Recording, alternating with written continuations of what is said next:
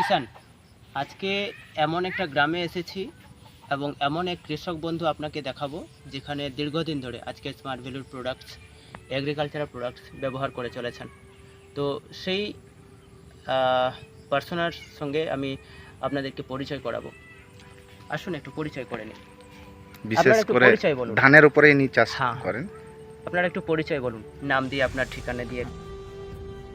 এই গ্রাম হচ্ছে চতরপাড়া, আর আমি তো এই চাষের ব্যস্ত, তার জন্য এইটার ঠিক।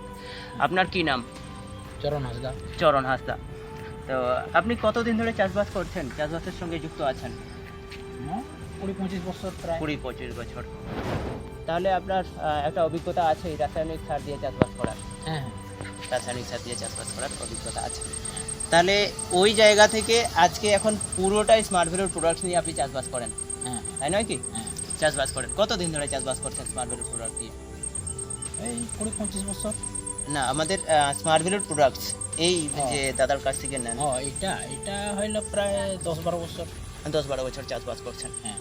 তো দুর্দান্তভাবে আজকে দেখছেন, অনেক মানুষ ভরসাই করতে পারেন না, আর ইনাকে দেখছি 10-12 বছর ধরে স্মার্ট ভ্যালুর প্রোডাক্ট নিয়ে চাষবাস করে চলেছেন। একদম জৈবিক পদ্ধতিতে চাষবাস করছেন, অর্গানিক ওষুধ দিচ্ছেন।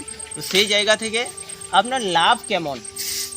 লাভ মোটামুটি এখন এই এগ্রো, যেটা আমরা এগ্রোভ্রা প্লাস, এগ্রোলাজার 82, দানাদার, হ্যাঁ এগুলো এইগা যখনই আমি প্রোডাকশন করলাম তখন মোটামুটি ফলনটা ভালো এবং ভারী, এইরকম ফলন ভারী হচ্ছে। হ্যাঁ।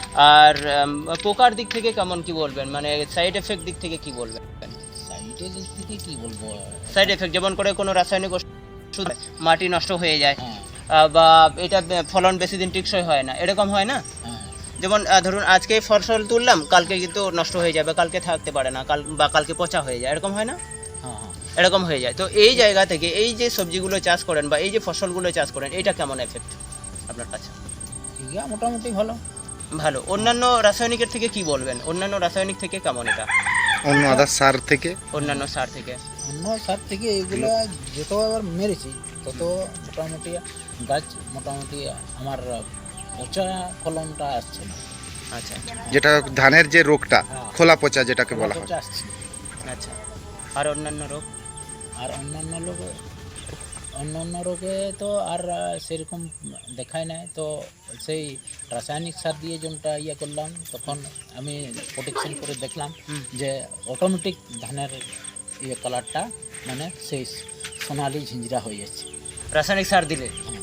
আচ্ছা। আর এগুলো দিয়ে সে কিন্তু এফেক্টেড হয় না? না। আচ্ছা।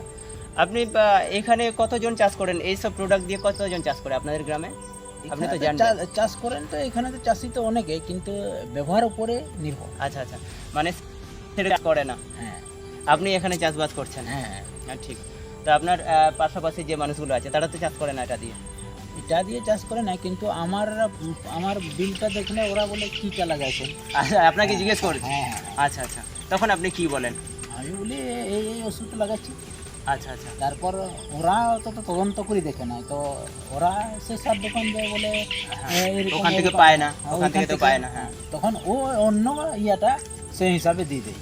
আচ্ছা আচ্ছা, অন্য ওষুধ তখন দিয়ে দেয়। হ্যাঁ। ঠিক। তো দেখলেন, আপনারা যারা দেখছেন, আপনারা অনেক সময় অনেক কোয়েশ্চেন করেন, অনেক কোয়ারিজ আপনাদের কাছে লুকিয়ে থাকে।